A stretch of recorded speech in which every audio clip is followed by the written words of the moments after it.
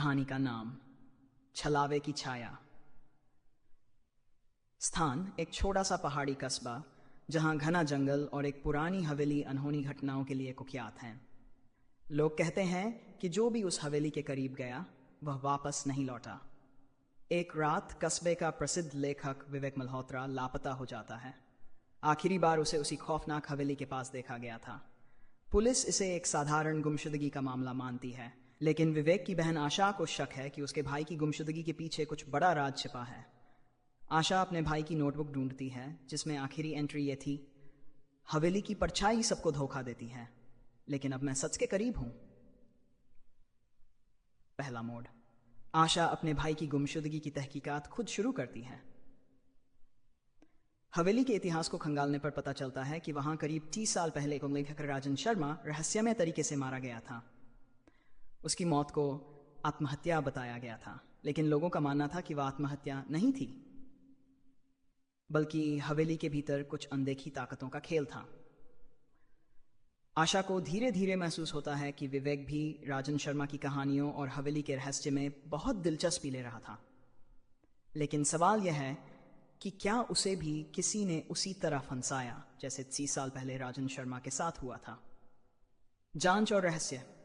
आशा हवेली के पास रहने वाले कुछ पुराने गवाहों से मिलती है जो बताते हैं कि वे रात के अंधेरे में हवेली की खिड़कियों से रोशनी और अजीब आवाजें सुन चुके हैं। लेकिन जब कोई अंदर जाने की कोशिश करता है तो या तो वह लौटता नहीं, या लौटता है तो अपनी याददाश्त खो बैठता है। आशा को हवेली के अंदर विवेक का फोन मिलता है जिसमें एक अधूरी रिकॉर्डिंग है। रिकॉर्डिंग में वह कहता है, सच हमेशा वैसा नहीं होता जैसा दिखता है। इस हवेली का भूत असल में कोई इंसान है। अब सवाल उठता है, अगर ये कोई इंसान है तो कौन है और वह ये सब क्यों कर रहा है? दूसरा मोड़। जांच के दौरान आशा को पता चलता है कि राजन शर्मा की मौत के बाद हवेली का मालिक नरेश ठाकुर अचानक अमीर हो गया था। ठाकुर और विवेक के बीच हाल ही में कुछ मुलाकातें भी हुई थीं। क्या नरेश ठाकुर ही असली दोषी है? जब आशा ठाकुर का पीछा करती है तो उसे पता चलता है कि हवेली के तहखाने में एक गुप्त कमरा है जहां राजन शर्मा की कहानियों के दस्तावेज और विवेक की लिखी अधूरी पांडुलिपि छिपी हुई है। क्या यह सब ठाकुर की साजिश थी ताकि कोई उस पुराने राज को उजागर कर सके? आशा आखिरकार हवेली के अंदर घुसती है।